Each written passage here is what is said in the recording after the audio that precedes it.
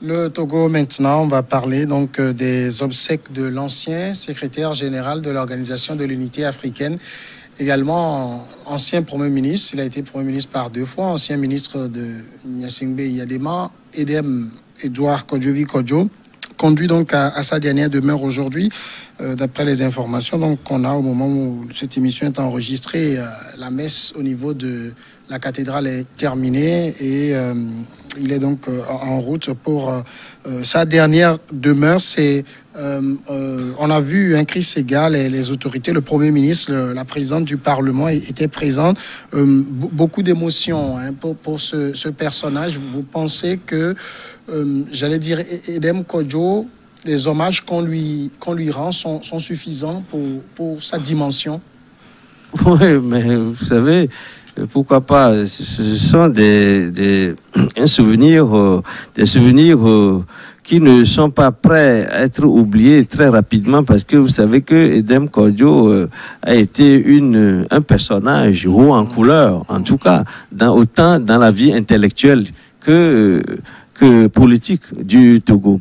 Et puis, vous avez parlé de beaucoup d'émotions, c'est normal. Quand vient ces moments-là, les grands qui ont assisté à ces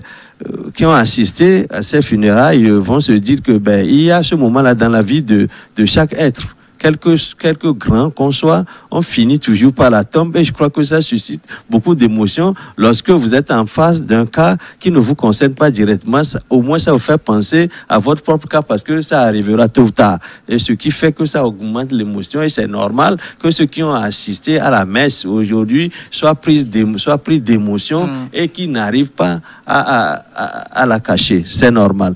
Maintenant, Edem Kodjo, je le dis, c'est une figure remarquable et remarquée en effet dans les 2 vies qu'il a eu à mener, une vie d'intellectuel, parce que vous savez sans doute que c'est quelqu'un qui a fait l'ENA, c'est quelqu'un qui a écrit des livres, qui s'est penché sur des enjeux, surtout économiques, du continent noir. Il a publié beaucoup dans ce sens, il a animé des conférences, il a été utilisé comme personne ressource par des organisations internationales un peu partout en Afrique. Il a été secrétaire général de l'OUA, il n'a pas pu se faire renouveler son mandat. Vous savez, ça aussi, nous pouvons en parler, mais ce qui retient par ailleurs aussi l'attention, c'est l'aspect, c'est l'envergure politique de l'homme, et qui est une vie politique qui est très controversée, parce qu'il a été d'abord quelqu'un qui était très proche du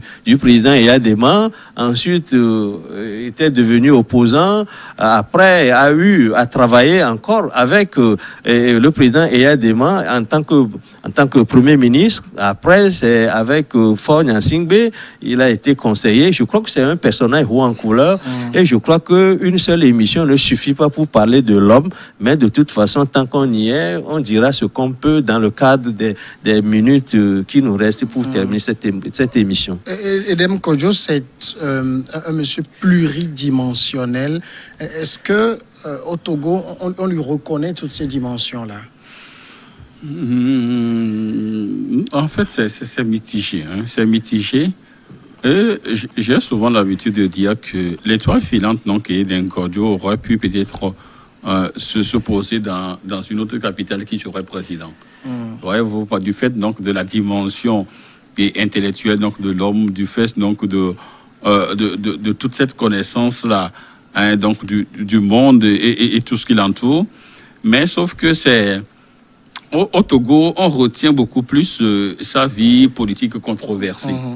Voyez-vous, donc quelqu'un qui a servi le régime, entre-temps il est devenu opposant, après il est retourné, et vers la fin de sa vie, c'est un monsieur qui il sortait des tentacules qui prenait plus ou moins de distance avec le régime et tout ça, avec ses déclarations, ses interviews accordées donc à la presse vers la fin donc de ces jours. Donc c'est pour cela que les Togolais retiennent beaucoup plus sa dimension politique.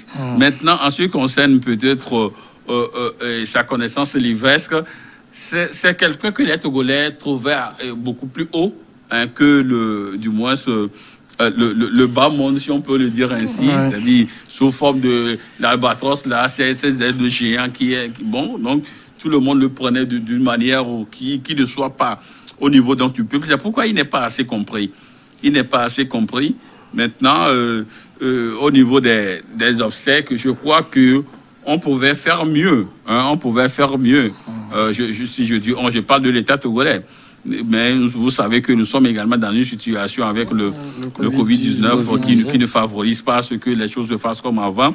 Mais j'aurais peut-être souhaité que peut-être sur la chaîne nationale, qu'on organise des débats, qu'on revienne un peu sur la vie politique de l'homme, sur sa vie intellectuelle, tout ça. Mais ça n'a pas été fait en tant que Premier ministre par 2 fois.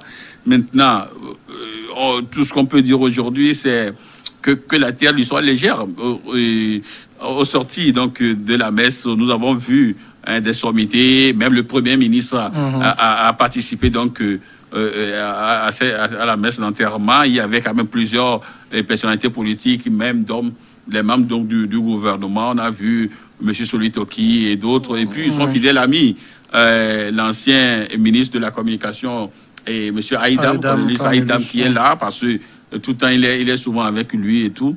Donc, sur des images, on a vu des gens le consoler et tout. Mais c'est une grande perte, hein, c'est une grande perte. Et puis, s'il y a peut-être quelque chose à retenir de l'homme, moi, personnellement, je me dis peut-être qu'il n'aurait pas dû ne pas participer aux élections présidentielles de 98, c'est ça? 93. De 93 plutôt, parce que j'ai souvent l'habitude que la présidentielle, c'est la rencontre entre un homme et un peuple. Donc, il pouvait...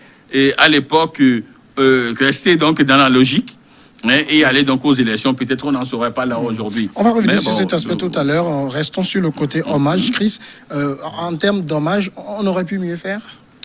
Ouais, si on doit mieux faire, je ne crois pas que c'est les hommages du point de vue officiel, parce que nous l'avons dit déjà, nous traversons une période qui nous incite à plus de prudence, hein, à la distanciation aussi, mais on peut se reprendre. C'est-à-dire, Béni l'a dit, je suis tout à l'heure, je suis d'accord avec lui, c'est-à-dire que ceux qui ont connu l'homme, ceux qui l'ont côtoyé, les milieux intellectuels, je ne parle pas des milieux politiques, parce que vous savez, c'est toujours un panier à crabes, où les gens, vous ne savez pas quand ils sont d'accord ou bien quand ils sont contre vous, mais au moins le milieu intellectuel, parce que c'est quelqu'un qui a côtoyé ce milieu-là, qui a produit, parce que au Togo, en Afrique en général, il est très difficile pour les hommes politiques, par exemple, de produire des œuvres qui restent des témoignages de leur vie, des témoignages qu'ils apportent par rapport à ce qu'ils ont vécu. Les Africains ne produisent pas de l'autobiographie. C'est difficile de leur faire écrire parce qu'ils vont entrer dans leur vie. On va fouiller un peu partout pour sortir ce qu'ils ont de caché et surtout pour les révéler par rapport à leur conception du monde. C'est surtout sur ce plan que nous les attendons, mais on ne les trouve jamais sur ce plan-là, parce que des gens qui ont vécu une vie aussi dense, qui en principe pouvaient aussi écrire sur eux, cela constitue le meilleur hommage, en tout cas, que vous aurez rendu à votre propre personne pendant que vous vivez encore. Mais ici, peut-être qu'on attend que d'autres personnes aient cette tâche-là, une tâche qu'ils ne savent pas toujours bien accomplir. Moi, ce que je voudrais dire ici, qu'en tant qu'hommage, il faut que des intellectuels de cette trempe se fassent l'essentiel pour leur connaissance de leur vivant, en produisant des œuvres, en laissant des témoignages. C'est les témoignages qui sont les meilleurs hommages qu'ils vont rendre à eux-mêmes. Mais il ne faut pas attendre que ce soit d'autres personnes qui peut-être ne vous connaissent pas mieux que ça, mais qui peut-être vont produire des œuvres controversées parce que, n'ayant pas pénétré vos pensées en profondeur. Moi, il fut un moment, nous avons aidé certaines personnes à produire leur biographie. On ne sait pas si finalement ils vont publier ces biographies-là, mais on a constaté surtout avec quelle est la réticence à entrer dans cette forme de production, parce qu'ils veulent partager des secrets avec vous. Mais je crois qu'on aurait pu avoir cette biographie-là d'Edem Kordio, écrite par lui-même, de son vivant, et non pas des mémoires qui vont venir, comment le dire, après sa mort. Post-mortem. Donc, je voudrais le dire, sinon les meilleurs hommages, il aurait fallu qu'ils se les rendent avant sa mort en laissant des œuvres qui nous permettent de le connaître mieux, de connaître ses pensées, de creuser davantage sa perception du monde et ce qu'il en tire comme leçon, des leçons de vie. Mais ça, je crois que c'est difficile d'avoir ça de nos personnalités. On les incite en s'aidant des journalistes pour les aider à produire des œuvres comme ça. C'est pour ça que nous sommes là, quelque part aussi. C'est pour ça que le journaliste existe. Ce n'est pas seulement pour écrire dans la presse. L'ambassadeur de l'Union européenne au Togo, en tout cas l'ambassade a tweeté. Nous avons assisté ce matin aux obsèques de l'ex-premier ministre Edem Kodjo, décédé le 11 avril 2020 à Paris. Nous saluons la mémoire d'un homme politique de premier plan, brillant intellectuel et ami de l'Europe. C'est aussi ça, Edem Kodjo, c'est... quand on regarde au niveau national, on n'a pas l'impression, je posais la question il y a quelques jours au professeur Guimi Sodé, quand vous comparez l'émotion qu'a créé le décès de Maître Agboibo par rapport à Edem Kodjo, on a plus l'impression qu'Edem Kodjo, c'est l'homme de l'international finalement. Oui, c'est ce que je disais tout à l'heure, c'est ce que je tentais de dire, que la dimension de l'homme et son niveau a fait que les Togolais ne retiennent que sa vie controversée, sa vie politique controversée.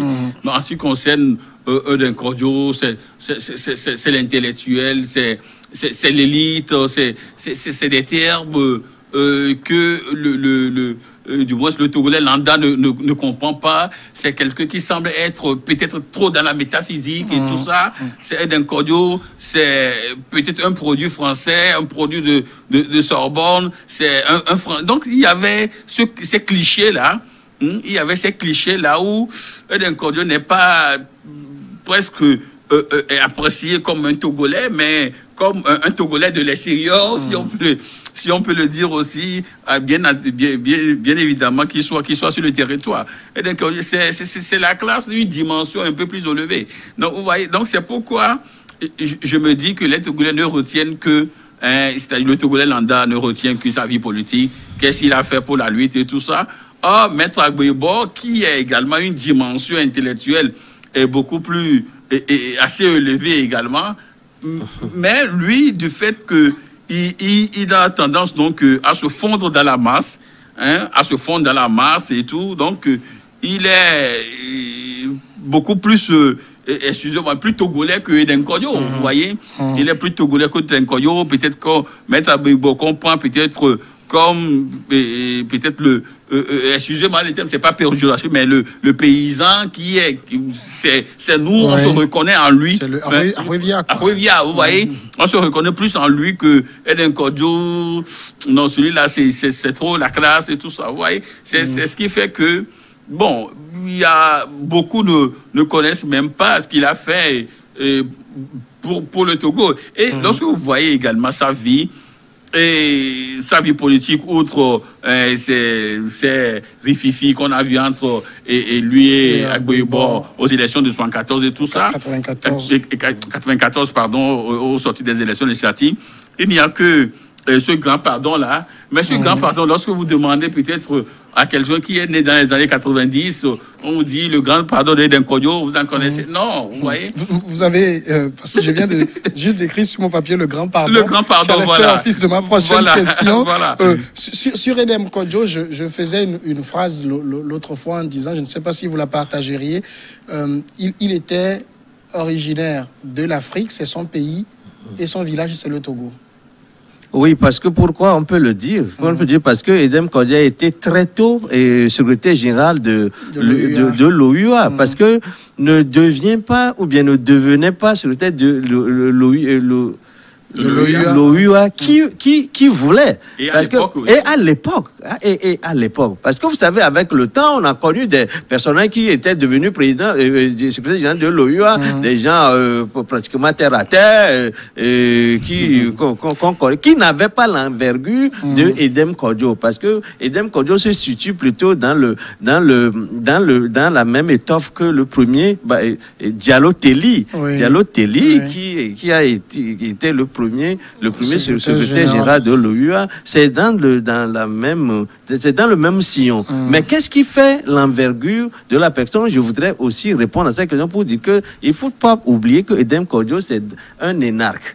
Et un énarque, c'est la crème des intellectuels que la France a produit à un moment donné.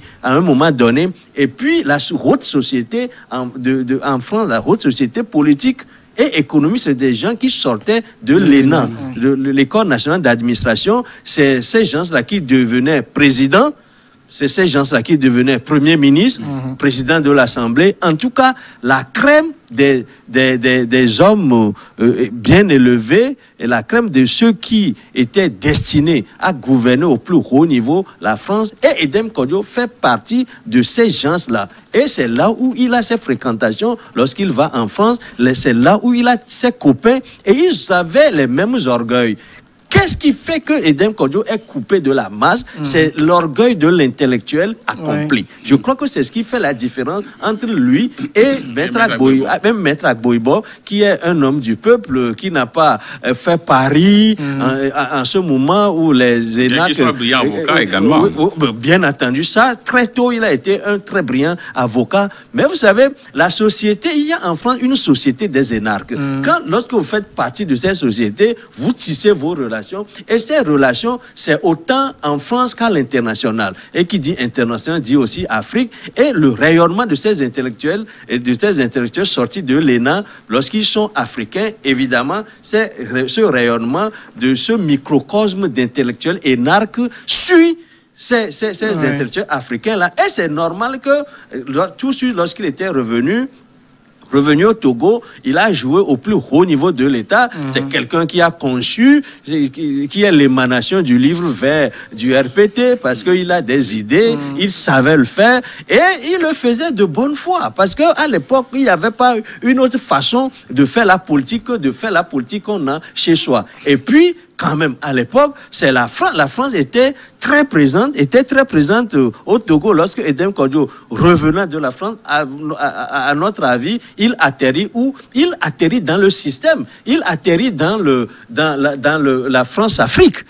Parce que ce sont ces gens-là qui ont constitué ce microcosme-là qui a permis à la France de dominer sur la société française et de dominer sur la société africaine. Voilà. Quand on revient maintenant, parce que il est enterré, donc on va parler de son héritage. Le grand pardon, c'est finalement quoi? On ne l'avait pas compris? Oui, je crois que Edenko, à l'époque, il a été incompris. Incompris du fait qu'il y avait également tellement de méfiance entre les hommes politiques à l'époque. Et il y avait presque deux camps, c'est-à-dire les venus de France, l'élite qui est de l'autre côté, et puis ceux qui peut-être ont quitté ici, ou peut-être qui ont fait l'aller-retour, qui sont également là. Et entre-temps, il y avait également, du moins, cette mythologie où on pense que J.K. Solipo était presque comme mythe. C'est lui qui décidait en fait à l'époque. Donc tous ceux qui suivaient J.K. Solipo devaient être pour l'opposé de Edem Kodjo. Voyez-vous? Donc c'est pourquoi quand il parlait du grand pardon à l'école, non, personne ne voulait l'écouter parce que comment est-ce que J.K. Solipo à l'école qui faisait croire que c'est Yadema qui a tué son papa et que Edem Kodjo qui a fait presque carrière au niveau donc du RPT, qui a écrit le livre du RPT, tout cela, donc revient leur dit il faut faire table rase, il faut faire le grand pardon.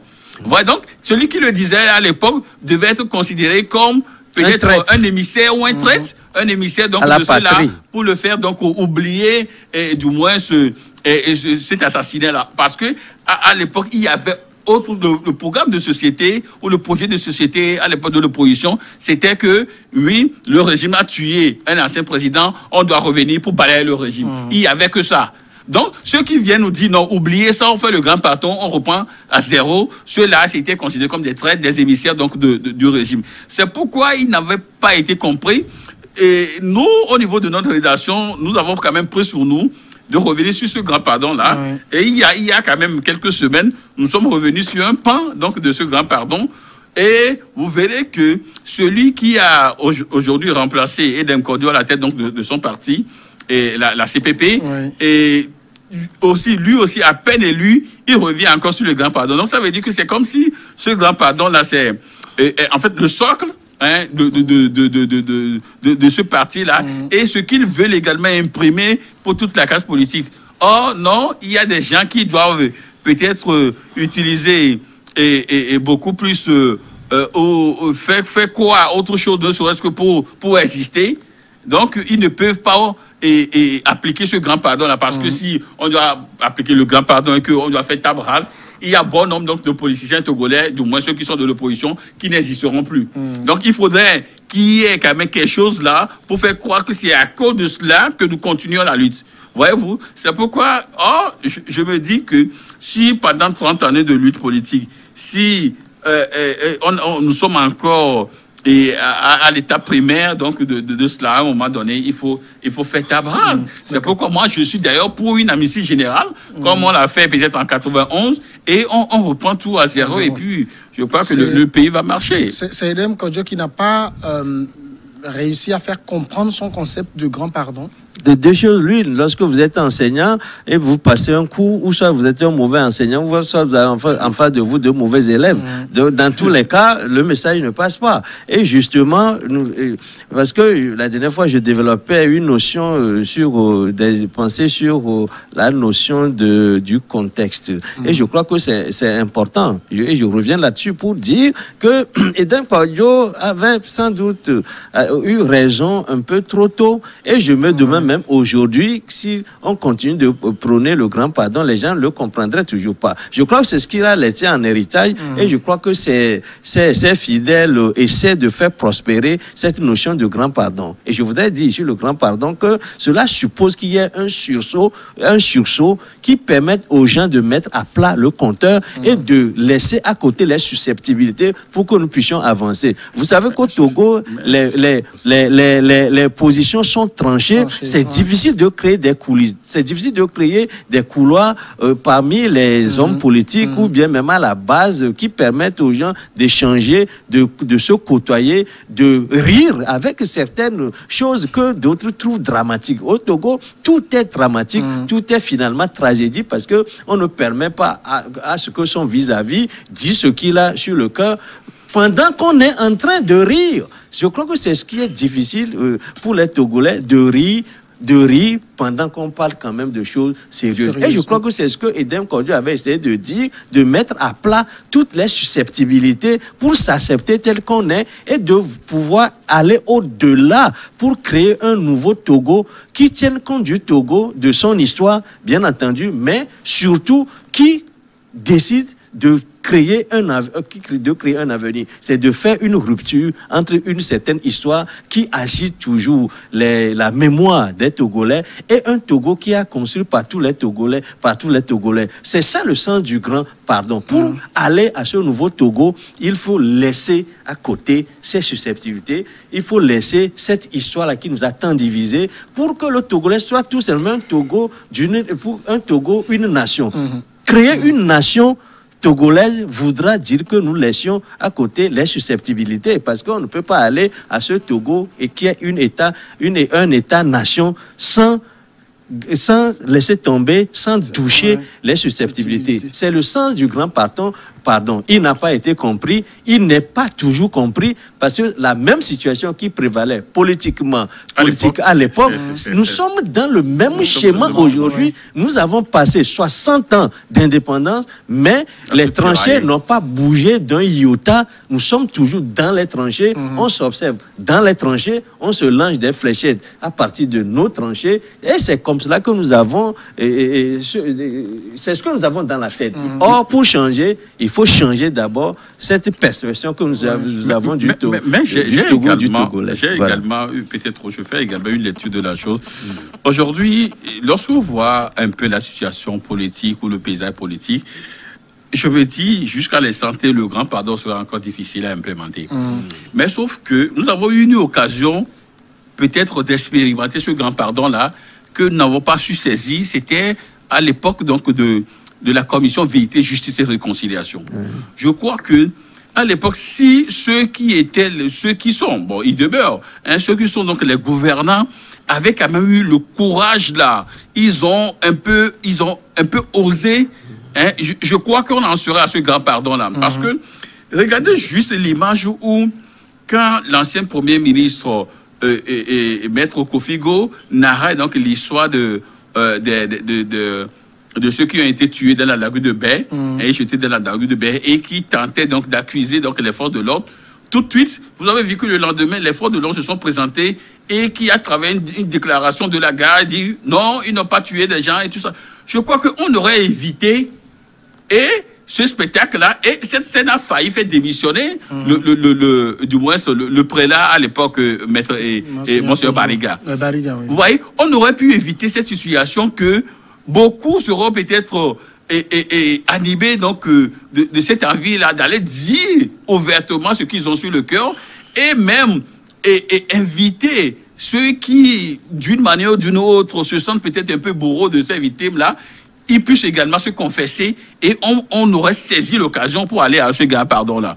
Mais sauf que vous avez vu que les recommandations dans la CVJR qui politiquement aujourd'hui ne sont pas encore respectées. Donc tout cela fait que c'était juste, on s'est juste jeté, mais ça n'a finalement rien donné. Et nous en sommes là encore aujourd'hui. Chris, dernière question. Edem Kodjo, c'est aussi un héritage trop lourd à porter? Bon, Edem Kodjo, c'est quoi l'héritage finalement? Moi j'ai dit que Edem Kodjo, finalement les Togolais ne le connaissent pas assez. Et pour bien le connaître, pas du tout. ou tout simplement ne le connaissent pas du tout. C'est pourquoi lorsqu'on parle d'héritage, c'est peut-être héritage chez ceux qui l'ont bien connu. Par exemple, tout à l'heure, tu as parlé du professeur Guy Missouré, qui est un ami, quelqu'un avec qui on a travaillé. On a fait d'ailleurs la même école littérature et critique dans le temps. Et c'est quelqu'un qui le connaît bien. Il faut maintenant que ceux qui le connaissent bien, à défaut de le connaître par lui-même, il faut que ces gens-là le révèlent. Il faut que ces gens-là le révèlent, et peut-être nous comprenons bien ce que nous avons retenu de lui comme héritage. Sinon, ça me semble être un héritage diffus aujourd'hui qui n'est pas, que on n'arrive pas à appréhender très facilement, parce que nous l'avons dit, il a été aussi un personnage très controversé par ses engagements politiques. C'est vrai, quand il était à l'OUA, d'accord, s'il s'était arrêté là, bien s'il avait poursuivi une carrière internationale, bon, on le comprendrait mieux, mais il était revenu. Et ça a été aussi un parcours, je ne dirais pas chaotique, mais un parcours difficile à appréhender. Héritage, peut-être il faut demander à ceux qui l'ont très bien connu, qui ont été ses amis, qui l'ont côtoyé, comme Guy Michaudé. Il nous en dira, je crois, davantage. Justement, ils ont l'occasion, c'est l'occasion, hein. C'est l'occasion de faire connaître beaucoup plus l'homme, tant bien qui n'est pas encore, qui n'est plus. Mais sauf que lorsque vous demandez, peut-être, vous sortez tout à l'heure, vous promenez vos micros pour demander aux Togolais qui est Nkodjo, je crois que beaucoup ne parleront que de sa vie politique, et la majorité ne diront que non, lui c'est un traître. Il ne retient en réalité que ça de l'homme. Maintenant, il faudrait quand même que ses fidèles puissent ressusciter l'homme ensuite par ses œuvres et c'est ce qu'il est. Vous l'avez dit, Edem Kodjo, c'est une grande dimension, on ne pourrait pas le cerner en quelques minutes d'émission. Il avait aussi un grand amour pour la culture, grand amateur du football. Il était aussi footballeur à ses heures perdues. On aura peut-être d'autres occasions de revenir sur sa vie. Que la terre lui soit légère. Merci Chris, merci Sylvestre, merci à tous, à demain. Merci.